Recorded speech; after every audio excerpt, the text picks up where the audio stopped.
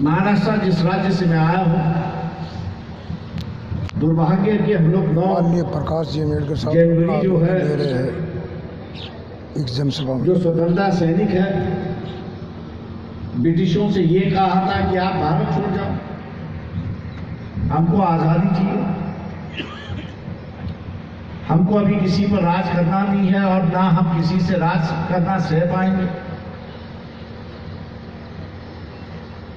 हम खुद ही राज करना चाहते हैं। और दूसरी बात यह है कि उसी दिन को कई लोग अपनी व्यथा व्यक्त कर रहे हैं और यही कह रहे हैं कि समाज के अंदर जो बढ़ाव हो गया है, समाज के अंदर जो प्रगति हुई है, उस प्रगति का जो हिस्सा है वो हमको मिला है, हम वो हिस्से से परे हैं, हम उस हिस्से से बाहर हैं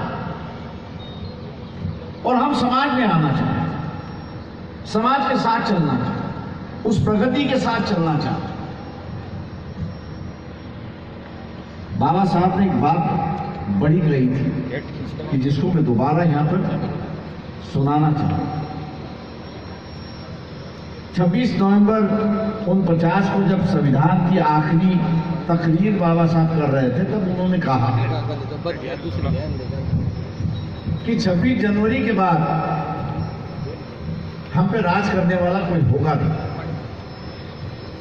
हम अपने पर खुद ही राज करें। अगर हमको अपने पर ही राज करना है तो उन्होंने कहा कि राज करने के कई सिद्धांत हैं। इस देश की गुलामी की बात नहीं, इस देश के राणा प्रताप की इतिहास में जो जुझार हुआ उसका जिक्र किया, शिवाजी महाराज का जिक्र किया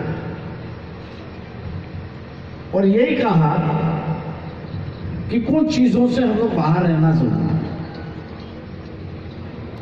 और उनका जिक्र उन्होंने करते हुए ये कहा कि धर्म और जात की जो राजनीति है, धर्म और जात की राजनीति जो है वो बुनियाद नहीं है। धर्म और जात की राजनीति अगर बुनियाद बन जाएगी तो उन्होंने कहा कि सबसे बड़ा हमला अगर किस पर होगा तो इंसानियत पर। आज वही दिखाई देता है कि इंसानियत मेरे ख्याल से सबसे बड़े खतरे में आ चुकी है। हम लोग इंसानियत बचाना नहीं चाहते, हम धर्म बचाना चाह रहे हैं, हम जात बचाना चाह रहे हैं। और जब तक हम लोग जात बचाना चाहेंगे, धर्म बचाना चाहेंगे, तब तक हम बंटते रहेंगे।